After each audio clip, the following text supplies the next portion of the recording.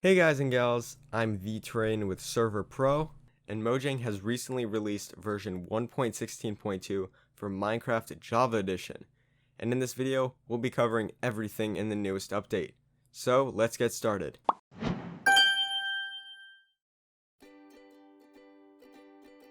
Brewing stands can now be crafted with blackstone, which is a substitute for cobblestone in many other recipes, such as furnaces and stone tools.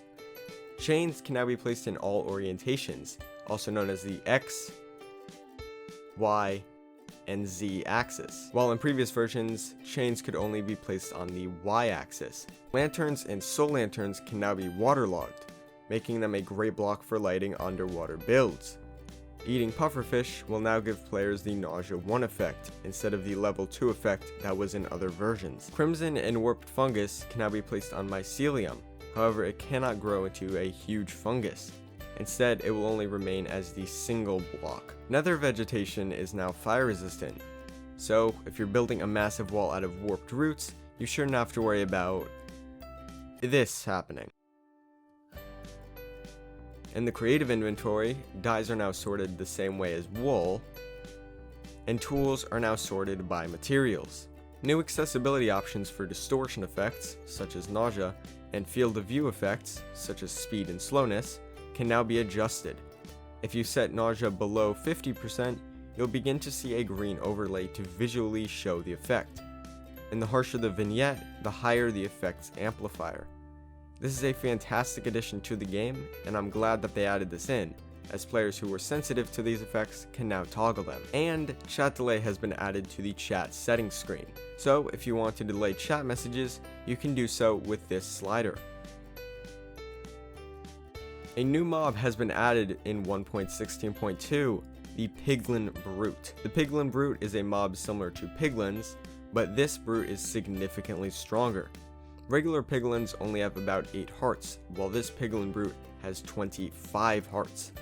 Piglin Brutes are always aggressive towards players, no matter what the player has equipped, but these hostile mobs will only spawn in Bastion Remnants, so you shouldn't have to worry about them in a random basalt delta. And speaking of piglins, these mobs will now become angry at players who break or open chest minecarts. Endermen no longer place their blocks on bedrock, item frames, and can no longer pick up the glitched snowless snowy grass blocks. And in this version, all mobs will now suffocate when their heads are inside soul sand, farmland, or grass paths, all of which are not exactly full blocks, as they are 15/16 of a normal block. Oh, and of course, Herobrine was removed in this version. Nobody needs him roaming around their world at 3 AM. And before I move on to technical changes, please leave a like and subscribe to Server.pro to see more coverage of updates, as well as mod and plugin reviews. 1.15 resource packs now use the pack format of 5, while 1.16 resource packs use a pack format of 6. The /execute in command now respects dimension scaling. So if you are on block 864.8 in the overworld, then you will be teleported to the coordinates 164.1 in the nether. Bartering has had some changes. Items you can now obtain include blackstone, spectral arrows, and water bottles. You can see the chance and quantities of each item in here. And items that have been removed from bartering include glowstone dust and magma cream.